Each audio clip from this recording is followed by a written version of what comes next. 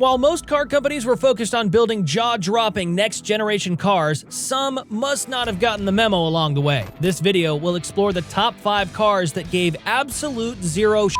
Number 1 takes quirky to an entirely new level. Coming in at number 5, we have the mind-blowing 789 brake horsepower McLaren Senna. Now, I wouldn't exactly call this new kid on the McLaren block a supermodel of the car world. It's more like that oddball cousin who shows up at family gatherings. And boy oh boy have they thrown the whole looks matter thing out the window with this one. The Senna genuinely seems to have been designed by a wind tunnel, not a human. It's like they asked Mother Nature, "Hey, can we borrow some aerodynamics for a bit?" And she replied, "Sure thing, but I'll make it look like you ran it through a tornado first." The front is about look at me with its massive splitter and aero blades. And the back? Well, it's got a double diffuser, the same kind of thing that got banned from F1 for being too cool, and an active rear wing smarter than most of us. This wing is like a superhero cape that never stops moving and even acts as an air brake. It's so big that if you put a map on it, you'd still have space for snacks. Let's talk about the backside's stepped louvers. They're like the car's own personal AC system, sucking out hot air like a vacuum while making sure the rear wing isn't having an existential crisis about its efficiency. All of this is built around an engine so powerful it probably flexes its muscles in its sleep. With less weight to drag around than a featherweight champion, it's basically the Rocky Balboa of McLarens. And the inside? Well, it's like a minimalist's dream, if that minimalist is also a race car driver. They've stripped away buttons like Marie Kondo on a decluttering spree. The doors are fancy with glass sections like sunglasses for your car. They say it enhances your cockpit experience. Translation, you'll feel like you're in a spaceship while actually on a racetrack. Now, before digging through your couch cushions for spare change, brace yourself. It's not just expensive, it's my bank account just fainted expensive. Each one costs more than a small island vacation, and they're making only $500. And they're all already spoken for. So, unless you're friends with a billionaire who's also a wizard at car buying spells, this car's just here to tease your dreams. Still on cars that don't give a shit.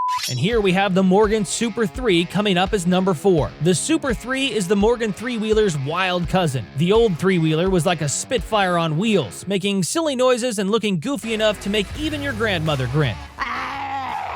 But let's face it, it had its quirks. It was about as flawed as a cake with no sugar. Morgan learned some things, sprinkled fairy dust, and voila, the Super 3 was born. This new kid on the block kept the quirky layout. A big engine, 2 big wheels up front, and a Lone Ranger wheel at the back. Forget the V-twin extravaganza, now it's got a Ford triple under the hood, packing enough power to make your eyebrows raise. It claims to go 0 to 60 miles per hour in 7 seconds, which is brisker than a morning jog, and it sips its fuel like a sophisticated tea party guest with a promise of 33 miles per gallon. While Morgan's cars usually look like they're stuck in a time warp, the Super 3 is the party crasher with a jet-age vibe mixed with 80s cool and digital dials that shout, "Hey, I'm modern." It's even got a starter button hiding under a flip switch for that dramatic flair we all secretly crave. The steering wheel can do the limbo with adjustable tilt and telescope, and the pedal box plays the move it and groove it game. They ditched the old one's ash frame, but if you're a wooden dash fan, no worries, you can still pimp your ride. It's like trading in your old vinyl for a brand new Spotify playlist. The Super 3 got a facelift,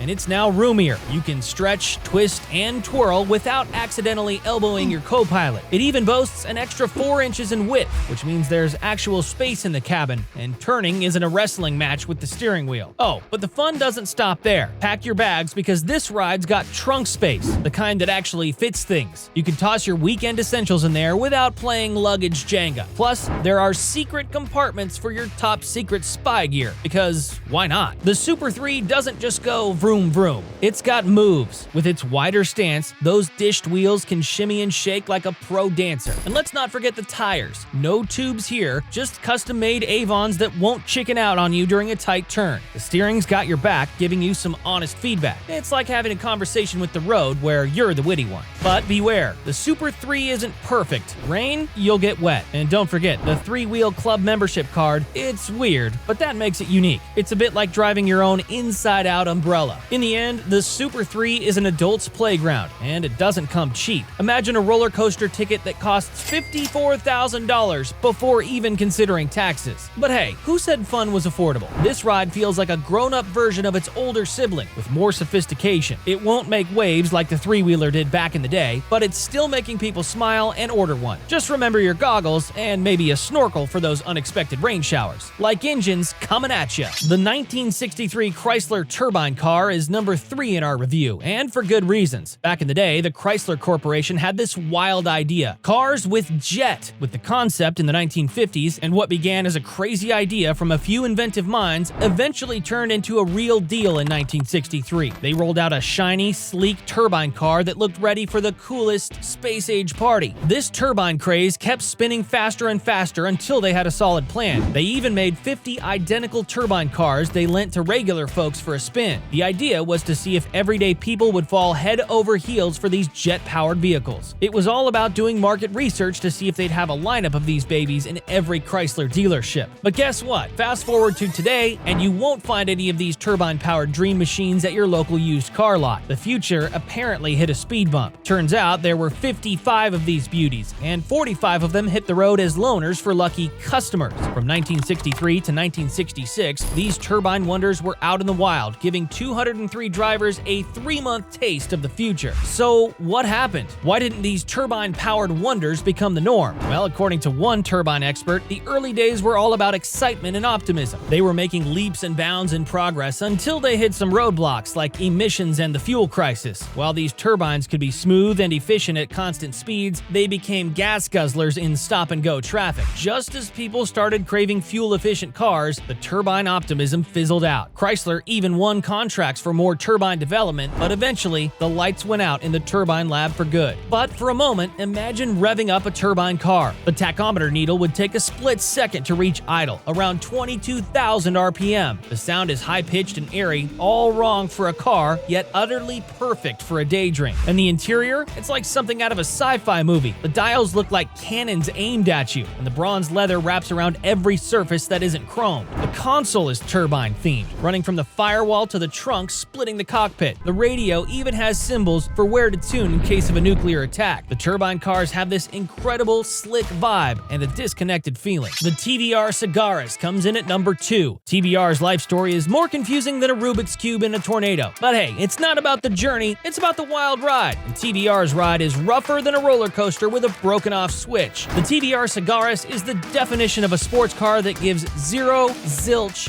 nada This car, rare as a unicorn sighting, appeared on the scene in the blink-and-you-missed-it span from 2005 to 2006. Only 211 were made, making them rarer than a modest politician. You'd think TVR would have gone out with a whimper, but no, they went out with a Cigaris, a sports car that's so British it's almost un-British, considering it was launched under Russian ownership. But beware, this beast doesn't believe in pampering you with ABS and airbags. It's like a rebellious teenager giving the middle finger to safety guidelines. And let's not forget the Cigaris' heart, a 4.0-liter Cigaris Tennis GH TVR 6-speed engine with a fierce 406 horsepower. This car could go from 0 to 60 in 3.8 seconds, faster than you can say, "I left my coffee on the roof." The Cigaris is like the superhero of handling, thanks to the genius who set up the handling of the noble M12. With springs heavier than your aunt's holiday fruitcake, double wishbone suspension that could double as a pogo stick, and a wider track than your friend's taste in music, the Cigaris took corners like it was dancing through a rainstorm of confetti. And now, the punchline. There are just 90 Cigaris cars left on UK roads, according to the car-loving folks at Goodwood. It's like owning a piece of automotive history, but cooler. The Cigaris is the mic drop moment in TVR's drama-filled story. A reminder that even in chaos, TVR could whip up a masterpiece that makes you grin wider than a Cheshire cat. Finally, number 1 on our list goes to none other than the car that clearly skipped the memo on blending in. Fiat Multipla. Fiat's brainy designers must have thought, why settle for ordinary when we can create a minivan like a unicorn and a herd of donkeys? Kudos for their guts. But let's just say the Multipla won't be winning any beauty pageants. The car's front is like they took a short hood and slapped on a forehead bulge that looks like it's trying to hold in a sneeze. Inside that peculiar bump, you've got the Fiat badge hanging out, and even separate lights for when the car's feeling extra flashy. And don't even get me started on the sides. The windows look like they had a growth spurt that the rest of the car missed. The taillights? Oh boy, they're in their own world too. We're just getting started because the weirdness party is still in the cabin. Despite being roughly Mini Cooper sized, the Multipla seats 6. Yes, that's 3 up front and 3 in the back, like it's trying to be everyone's best carpool buddy. But the pièce de résistance? A control stack in the center that seems to have been sculpted from leftover plastic bits. It's got everything from instrument clusters to climate vents, and if you squint, you might even find a cup holder doing its thing among the chaos. As for the engine and specs, they're like the icing on this wacky cake. With horsepower that'll make you chuckle and fuel efficiency that might leave you scratching your head, the Multipla isn't just a car, it's a hilarious adventure waiting to be driven. What do you think of these 5 cars? Let us know in the comments section. Remember to subscribe to our channel if you found this content valuable. We'll see you in the next one.